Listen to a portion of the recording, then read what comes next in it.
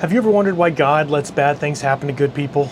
Well, we all do, and this video might be for you. Now, my name is Chad, and this is the Hopeful Homestead. In this series of videos, I like to call Coffee Talk. I pour a cup of coffee, sitting out here in my little tiny cabin on wheels, out on my family's 21-acre homestead, and talk to all the husbands and dads out there just trying to make it and figure out everything we got to figure out. But in today's video, I wanted to get into exactly why God allows bad things to happen to good people. Why does he let bad things happen at all? And as a believer, as a man of faith, a Christian, as a husband and a father, that's a question that you can wrestle with quite a bit, and you can fall down quite a few rabbit holes. But something that I usually like to tell my family and friends when something bad happens, I like to try to make it lighthearted, and I let them know that, hey, maybe if that thing you wanted to happen did happen, you would have got hit by a tractor trailer on your way to do it. Maybe if that business meeting you were looking forward to that looked promising was actually going to happen, maybe you would have been hit by a tractor trailer on the highway on the way there. Maybe if you didn't trip and fall down the stairs and break your leg, you would have went out to school the next day like normal, or went out to your job the next day like normal and been hit by a tractor trailer on the way there. So it's the kind of thing that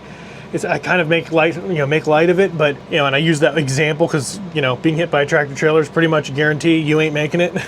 I just like to think anything that's bad in life that doesn't kill you could be something God's allowing to happen to you to prevent you from having something worse happen to you. And you might think, well, why wouldn't he just do something else than allow me to have something difficult anyways to deal with? And what I have to say to you is, God knows that difficulty in life builds character, and God knows that without that strife, without that struggle in life to some degree, we would have no work ethic, we would have no appreciation for what is good, and we would have no perspective on what a blessing is, or on how to have grace for others. When you struggle in life and go through difficult times, it just makes you a better person. And of course, God knows that. He designed us to be that way. So he kills two birds with one stone. When something bad happens to you, he might be preventing you from having something worse happen while also helping grow you in the process. And that also makes me also want to say, there's additional factors besides God just being the ultimate puppeteer in our lives. He gave us free will. He gave us the ability to make decisions for ourselves, to take risks, to be responsible, to choose to not be responsible. The Bible also teaches us to not tempt the Lord, and I think that means to not put ourselves in positions to test whether or not the Lord will protect you. When you go out into the world, you're inherently taking on some element of risk, and the onus is on you to be responsible with that risk you're taking, and also to realize that there are other people in the world that have free will, the ability to choose to take risks and to be irresponsible, and that can impact you.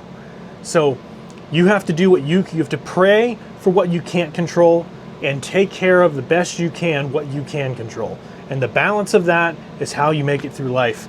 Now, of course, this doesn't sum up all of the true tragedies in life that people really question. Why did God allow this person to die? Why did God allow this horrible thing to happen? Why did God allow my career to be ruined? A lot of really tougher questions that, we really won't know the answers to until we get to heaven one day and see the full picture of the way God sees it. But he ultimately allows everything to happen for a reason, while at the same time allowing people to have free will and to make decisions for themselves. He doesn't force us all into heaven. He doesn't force us all into a righteous life. He lets us decide for ourselves. And with that comes risk, comes responsibility, and comes strife. That's just the way it is. But, God also guarantees us that he won't let us go through anything we can't handle.